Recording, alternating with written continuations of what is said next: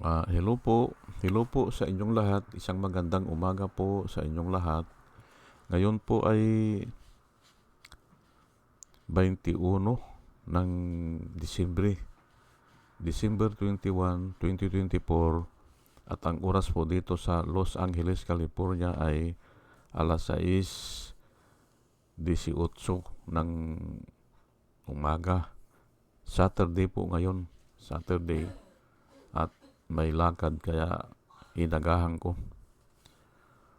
Ah, ang nais ko po na talakay ngayon, mga kababayan, mga minamahal, ay patungkol dito kay Robin Hood Padilla is a liability of Duterte.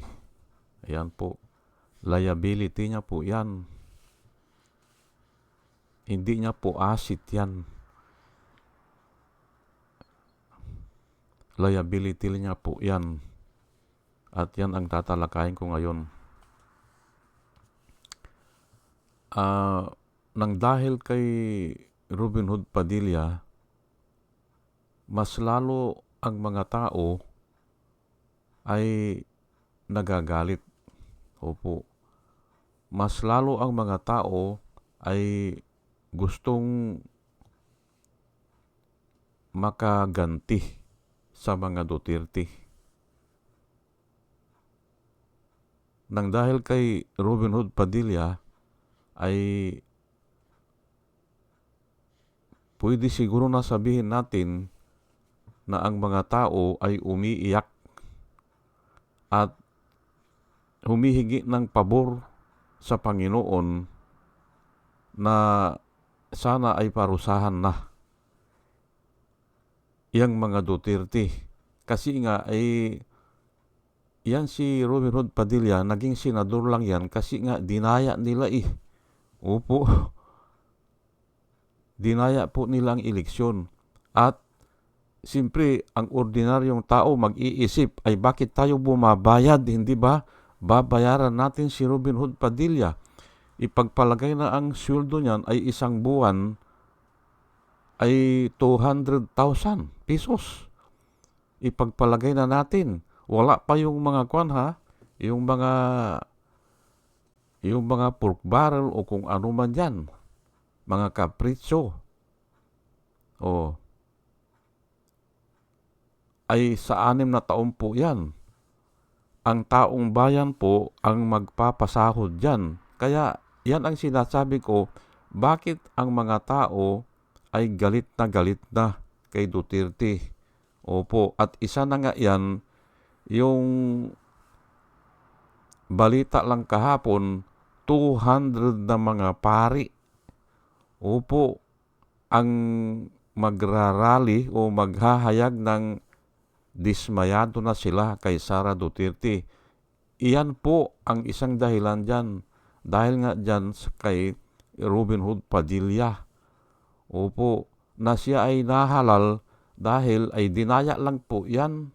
Pati nga yan si Bongbong Marcos At saka si Sara Duterte, yung 31 million, hindi po totoo yan. At saka yung 32 million.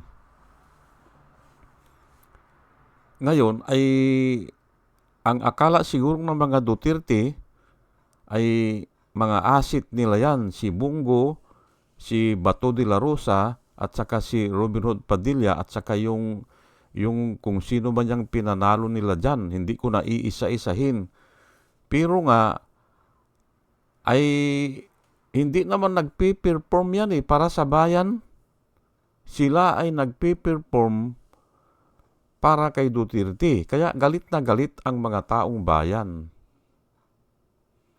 Yan po ang gusto kong talakay ngayon. Na yan si Robin Hood Padilla, hindi niya asset yan.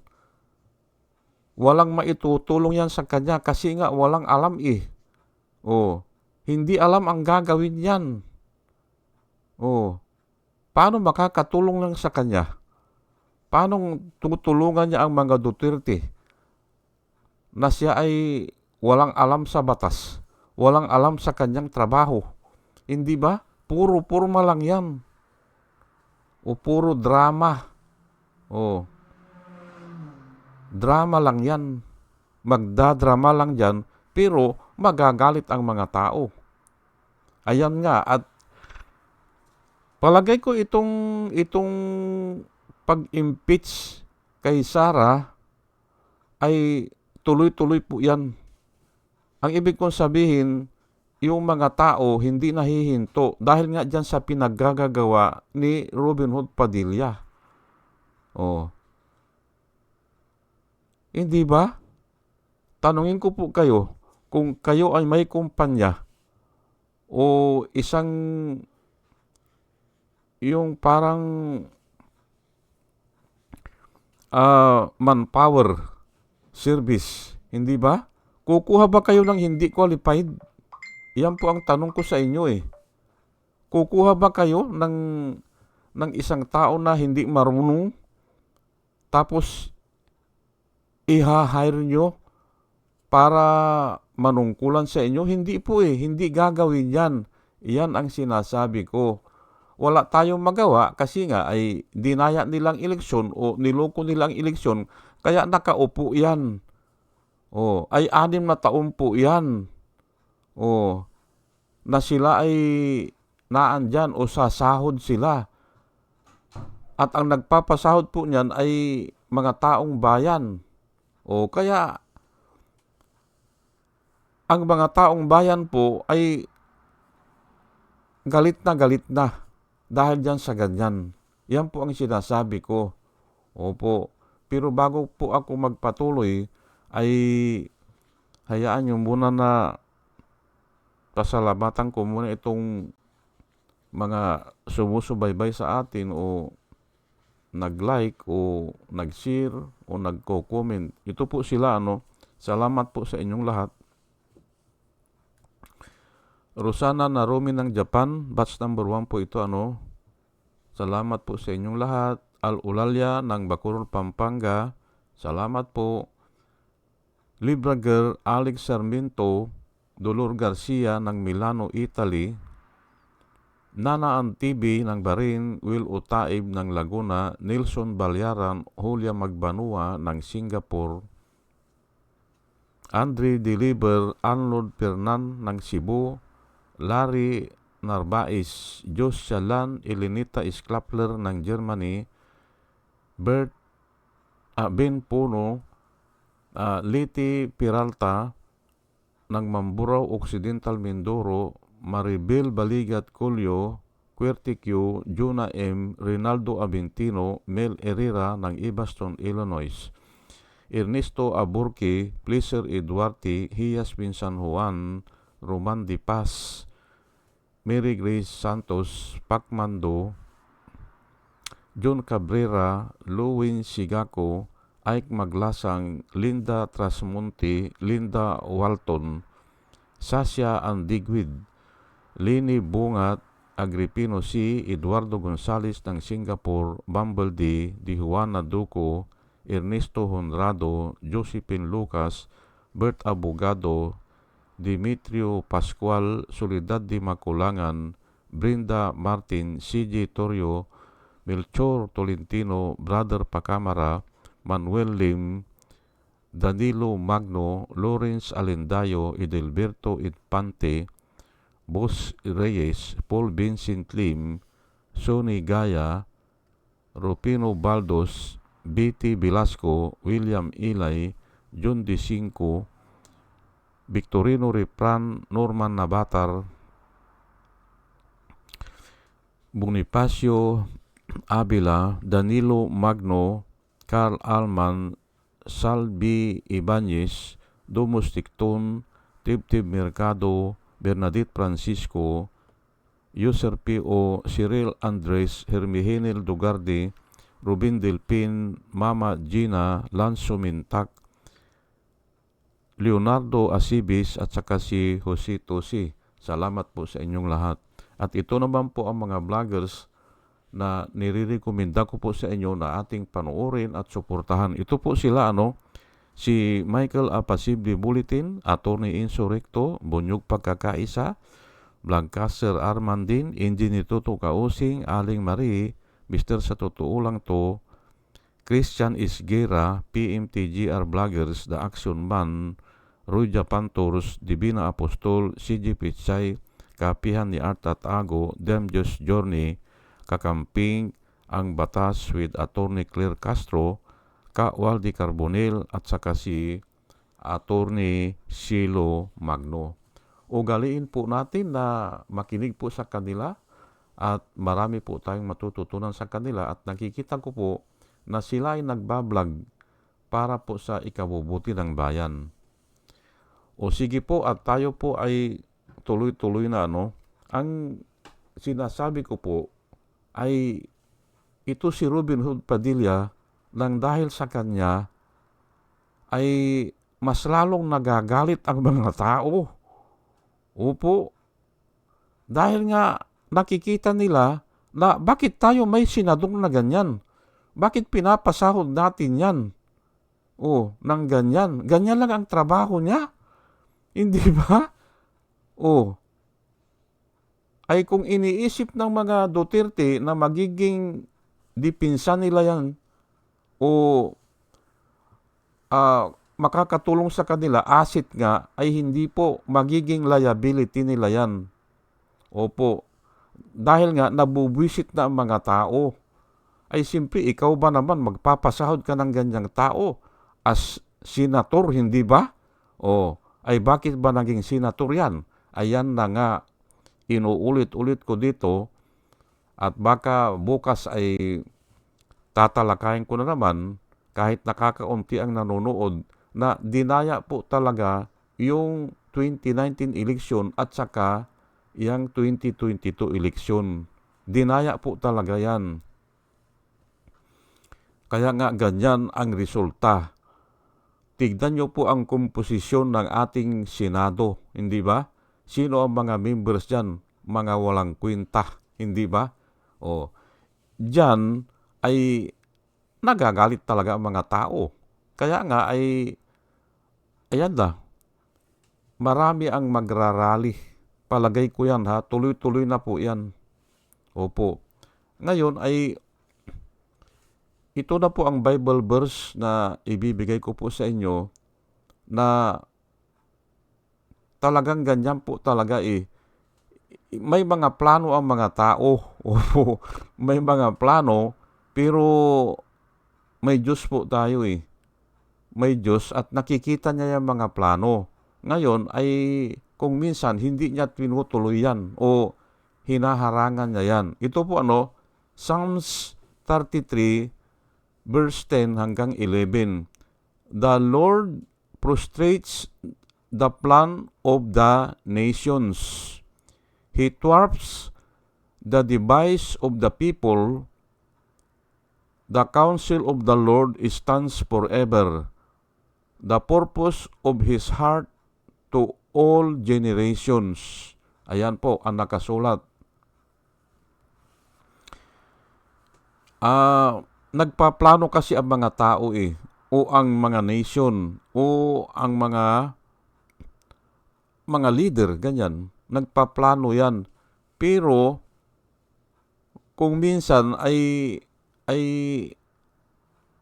hindi natutuloy yan. Opo, katulad ng ganyan, gusto nilang manalo si Robin Hood Padilla kasi gagawin nilang pananggalang.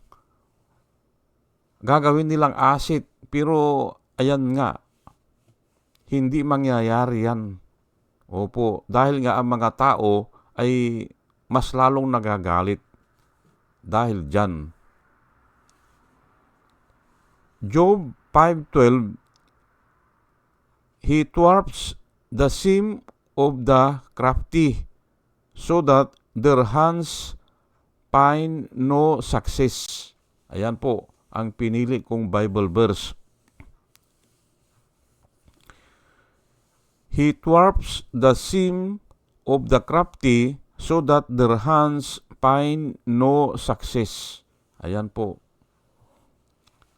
Proverbs 21:30, There is no wisdom, no understanding, no counsel that can prevail against the Lord. Ayan po. walang mananalo po sa Panginoon. Oh, kaya ganyan. Oh, ang gusto ng mga Duterte ay ang mga senador ay yung yung hawak nila. Ganun po yan O kaya nilang pasunurin. Kaya nga ganyan, hindi namang qualified yan O wala namang alam yan O kasi nga ay kaya nilang bulahin o lukuhin. At malamang po, ang China, yan din ang gusto.